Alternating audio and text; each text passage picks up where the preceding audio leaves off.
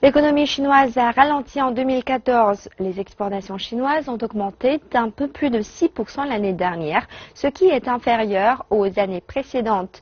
Mais malgré cela, beaucoup d'exportateurs ont pu contourner la situation et enregistrer des bénéfices. Reportage. Une chaîne de montage de 20 employés produit des milliers de pièces pour ces mégaphones chaque jour. La moitié des produits sont pour l'exportation. Ceci est une usine privée typique dans la ville côtière de Hangzhou.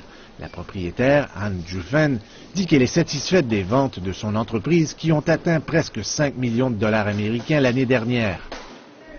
Nous avons commencé à collaborer avec Walmart en 2014. Un autre groupe américain a ensuite commencé à acheter nos produits.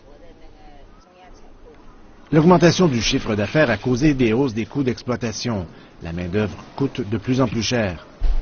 Je gagne environ 3 000 yuans par mois. Je travaille 6 jours par semaine, 8 heures par jour. La marge bénéficiaire pour ces produits à forte intensité de main-d'œuvre chute constamment. Maintenant, cela représente moins de 10%. Quelque chose doit être fait. Je pense au commerce électronique pour vendre des produits directement sur quelques sites internet aux États-Unis ou dans d'autres pays dans l'avenir. C'est vraiment inquiétant, il y a trop de concurrence dans ce modèle économique traditionnel. C'est trop fatigant. Les données douanières officielles montrent que les exportations chinoises ont augmenté de 6,1% en glissement annuel, tandis que les importations ont enregistré une hausse de 0,4% en 2014. Le commerce extérieur et le produit intérieur brut de la Chine passent d'une croissance rapide à une croissance moyenne. Aussi, l'économie mondiale est toujours en train de reprendre son souffle et de se rétablir de la crise. Ce n'est pas encore une forte croissance.